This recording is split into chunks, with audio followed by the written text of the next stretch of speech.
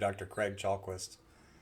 I want to talk a bit today about what I sometimes think of as an abundance model of spirit and spirituality, as opposed to a scarcity model. And to start with, I want to use a phrase or two from Luke as a point of departure.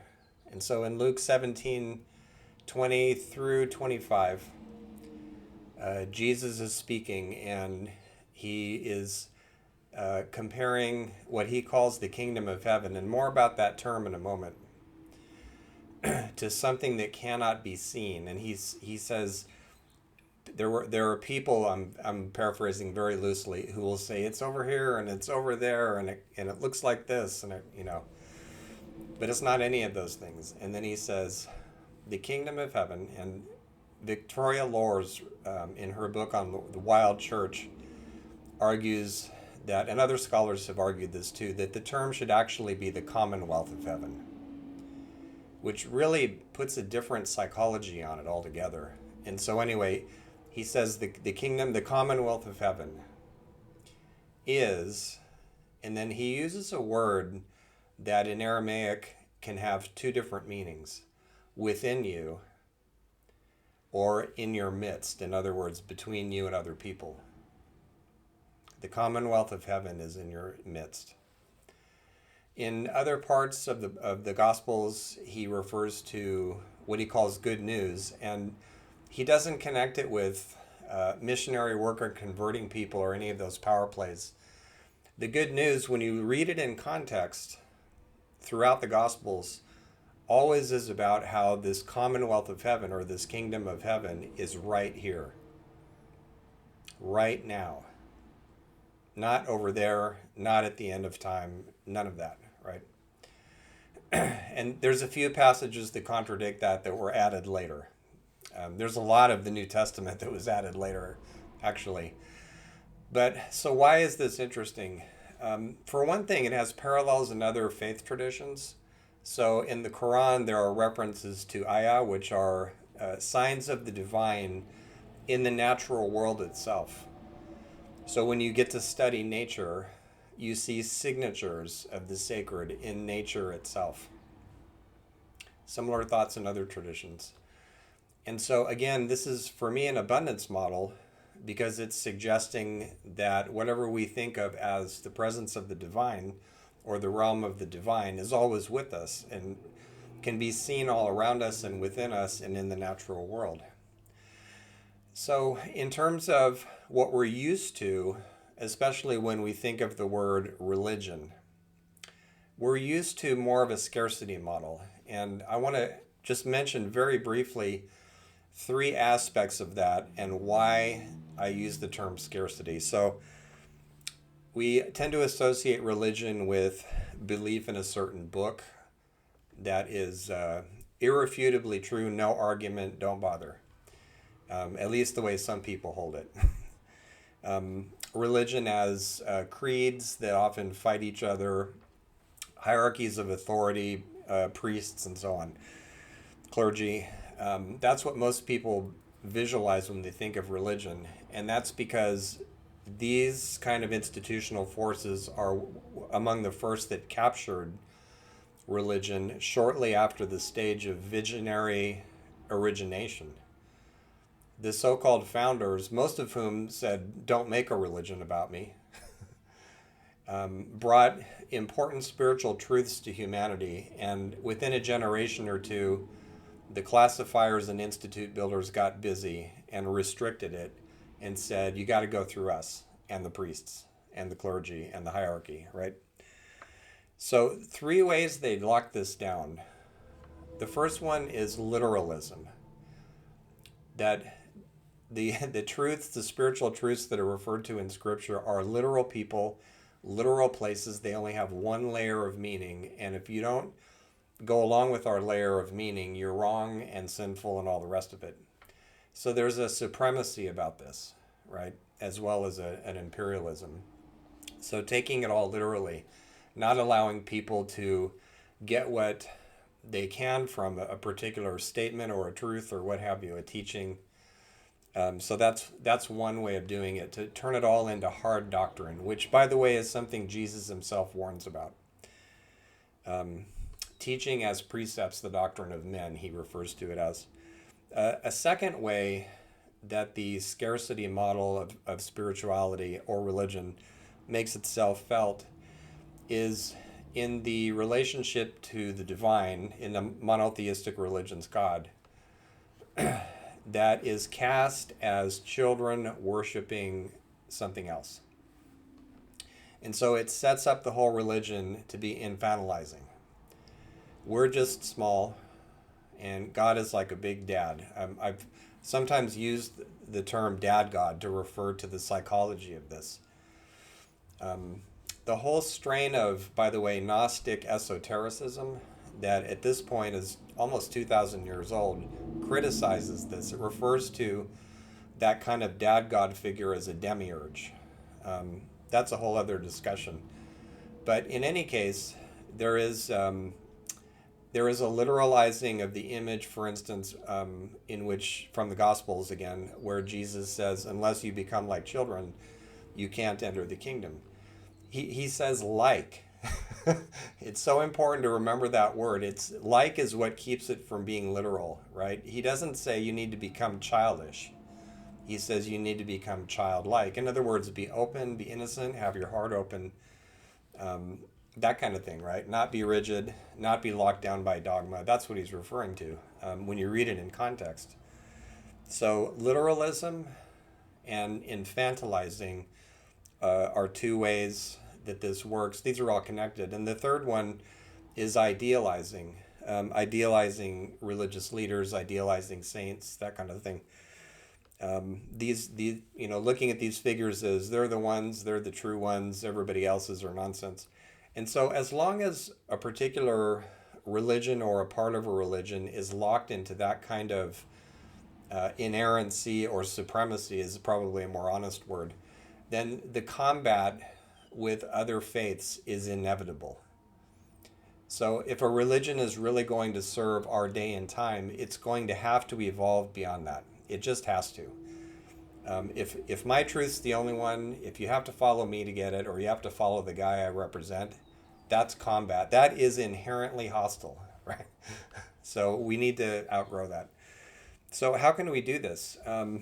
Partly, I think, by stepping back and recognizing that holding it like that is a choice. We often think that it's not. I grew up this way, and that's what the elders said, and that's what the pastor said, and all that. But the fact that we understand it that way is a choice. We can make it or we can unmake it. We can stick to very narrow behaviors and options, or we can widen our view. It's completely up to us, right? So one thing that speaks to this, for me, I have a career as a depth psychologist, so I've studied and taught the work of Carl Jung, who considered himself a Christian. And part of his mission, which he assigned to himself, was to rejuvenate Christianity by giving it back some of its spiritual heritage and spiritual experiences. And he did this by emphasizing symbols of God, symbols of the divine. And he uses the term self with a capital S, and there's a whole technical argument with that I'm not going to go into, and archetypes and all that. But what it amounts to is Jung, without saying so in religious language, but definitely saying so in psychological language, says that the divine constantly speaks to us internally. Jung was fairly introverted, so he didn't tend to say that much about the outer world. Other traditions like transcendentalism pick up that piece. But Jung does make a very strong and consistent case for the fact that the divine speaks in symbols. It speaks in our dreams and our fantasies, and we can actually engage with it in imagination. He called that active imagination. And so by being open to these kinds of manifestations of spirit, we can actually have a direct relationship with it so long as we're humble about it. So don't confuse this, as so many people do, with the literalized, again, idea of, well, God just told me to do something and now I have to go do it. It has nothing to do with that. It has more to do with, wow, I just woke up from a dream and a godlike entity or a figure from the Bible or from whatever my religious tradition is, Ein Sof in the tradition of Kabbalah, some sacred figure, maybe a Hindu god, addressed me directly in a dream. Wow. And so that, from Jung's standpoint, is a numinous, it's a sacred happening. And that is also an example of how the divine can speak to us continually through dreams, also through events.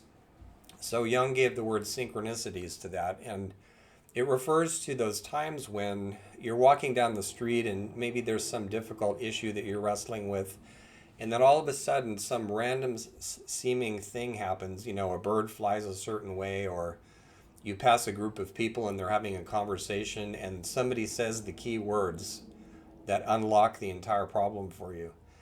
And so Jung says it's basically no wonder that people in so many cultures look at those events as sacred speech, that the divine is talking to you and giving you a response, some kind of answer to your difficult problem. So he emphasizes the relational quality between us and what we think of as the sacred or the divine. Um, that's one way of engaging with an abundance mentality towards spirit. In the previous heartening that I did, the previous video, I also gave some examples from a more ecological perspective, engaging and listening to the great conversation that happens continually between us and the rest of the world, the natural world in particular. So that too would be a way of stepping into something more abundant, more open, less rigid, less rule bound, less authority driven. Now, I want to raise a possibility too, as a third avenue into this abundance, thinking about and experiencing spirit.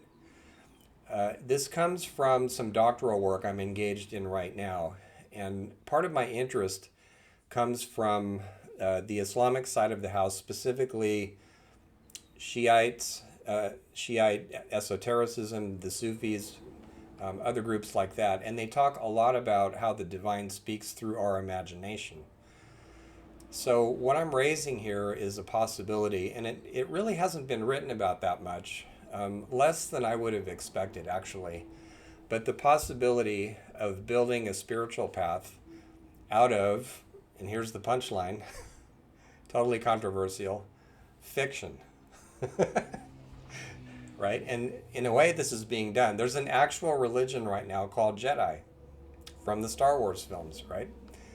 So there are people that are up to something like this. But what I'm suggesting, again, more on the less literal side of things, more treating these stories and characters as symbols, I'm suggesting that fiction might be able to serve at least some of us as a wisdom path. Now, it can only do that if you are not locked into the idea that you have to find absolute truth. And I actually did a podcast a while ago called Beyond Belief, where I talked about the psychology of needing belief to be all important. So if you go on over to my website, chalkwist.com, you'll see a tab that says podcast, and you'll have to scroll down a ways because I did it a while ago, but I talked about this there. And one of the things I mentioned is that there is an enormous overemphasis these days on belief, and that belief has to be absolutely true. It even leaks into science. There are scientists tearing their hair out looking for absolute truth, and making themselves miserable. So my question is, why don't we just not do that anymore? Right? I don't live that way. I don't need my truth to be absolute. I think it's fun when there's, some, let's say a scientific finding, that I learned a while ago, and this is how the universe works, and this is how, and then you get up one day and you read that it's been overturned by a new discovery. Why is that not a source of joy? We're learning new things, right? So if you need your beliefs to be absolute, maybe it's time for some self-inquiry, because that strikes me anyway as a fear-based position. You're using faith as a bulwark against some kind of some kind of internal fear or conflict that wants to break through the surface and get healed. And it can't as long as you're doing that. As long as you're locking yourself into a rigid position. This truth is absolute, it's for everybody, and it's for all time, right? That's a defensive position. So, what I'm playing with in my doctoral work and also in my own spiritual path is what if we lighten up with all that and make spirituality about devotion and wonder and awe and fun and imagination and engage on that level? What would happen then? And so, as an exercise, one thing you might try is thinking of some book or story or movie that inspired you more than whatever tradition you came out of. As a kid, I spent a lot of boring hours in church. It did nothing for me. But I've also spent a lot of hours at the movies, and I walked out feeling pretty damn good. And I know I'm not the only one, right? So I wanted to give you a couple of examples of what this might look like. So in Ursula K. Le Guin's Earthsea Fantasies, there are wizards that are roaming around doing magical things. And one of the ways magic works in that universe is that everything around us, including ourselves, even the slightest objects, have a true name. They also have a use name that varies from culture to culture throughout Earthsea. So the Kargs might call it one thing, and somebody else calls it something else. But the wizards are the ones who know the true names of things, which is such an amazing idea, because to know the true name of something, like a certain plant or an animal, like at one point a rabbit, so the character Ged speaks the name of a rabbit and it comes, you have to study what it is that you're doing your enchantment with. You have to get to know it. You have to get to know its soul. And only then do you really understand its relationship to you and both of your relationships to the great balance that holds the entire world together. So obviously this science fiction idea and fantasy idea, to be more accurate, has counterparts in many different traditions around the world. So it doesn't just fall from the air. It's not just something that Ursula K. Le Guin made up. But sometimes when I'm out walking, I'll look at a plant and I might know what its scientific name is and what its common name is, but I wonder, what's its true name? What might it call itself if it could, you know? So there's an example. Another one would be in Star Trek, there's the idea of infinite diversity and infinite combinations. I've mentioned this a few times on the air, and IDIC is the acronym for it. It's a Vulcan symbol, and it's central to Vulcan philosophy. Infinite diversity and infinite combinations. That's what holds the whole cosmos together. That's what holds culture together. Gene Roddenberry was talking about and working for diversity before it became a common term that people either favor or battle each other around. There's a lot of controversy about it now. We won't get into any of that, but it's the idea that on the human level, on other levels too, all the way up to the cosmic, that variety is what makes the universe go. That difference matters. Difference is what runs things. But it's difference on a relational understanding. It's not just difference, it's difference in combination with each other in terms of entities. So that idea is numinous for me. I like it. I have a pin somewhere. It's not in front of me right now, but I have a little IDIC pin that goes with it. I wear it sometimes. The idea of the Force from Star Wars appeals to a lot of people. It's got counterparts, Chi in China, Ki in Japan, Mana. It goes by many different names in different cultural settings. But people like it because the way it's described in the films sounds kind of cool. So, the Force. And then I'll mention one more example of this. So this is something I'm working on right now. I have been for a couple of years. I've done some world building and created a future history that starts with the Big Bang and it goes all the way forward to the time when we build a just and sustainable form of world culture, not from the top down, but from the bottom up after a lot of struggle. And my fantasy word, my science fiction word for this is Terrania, the good society. And so there are many examples of this in world mythology, in different kinds of folklore. You hear Shangri-La and blah, blah, blah. The thing about Terrania, though, is it's not utopia because I don't think humans are capable of that, nor would it be desirable. As one of my characters puts it in the stories that I've written around this, there are no impregnable utopias. We always have to be vigilant, right? So in one of the later stories in this cycle of stories, they're called Tales of Terrania Rising, and you can find those at my website too. I put them up for free. In one of the later tales, there's a threat to Terrania. There's people that are actually trying to undo it. And so I was asking myself as I wrote it, how would mature human beings deal with another rise of fascism, but this time in their time, right? What would they do with that? So the story revolves around that, and it's called Vigilance. So part of writing these stories for me, aside from the fact that they're enjoyable, is that they let me play with where all of this comes from. What Jung called archetypes, these primordial patterns that often show up like gods, I refer to in my fiction as powers with a capital P. And you could think of them as kind of animate natural forces.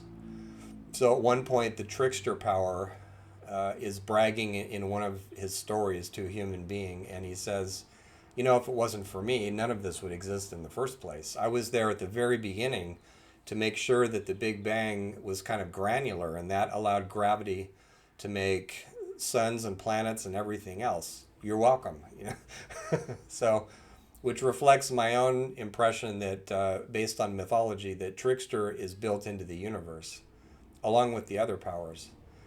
And so it raises questions for me like what would an adult relationship to these sacred powers be like? Not one of worship. Not the way we ordinarily understand that. I'm helpless, I must submit, you do everything, right? It wouldn't be like that. I don't think they want that. And in fact, the trickster in that same story is very critical of that attitude. They don't like being ignored and they don't like being worshipped. So what's left? What do we do next? Function as adults who are appreciative somehow, perhaps. Find our own way like that. So that part of my spiritual path is writing these stories. I'm working on a novel right now too.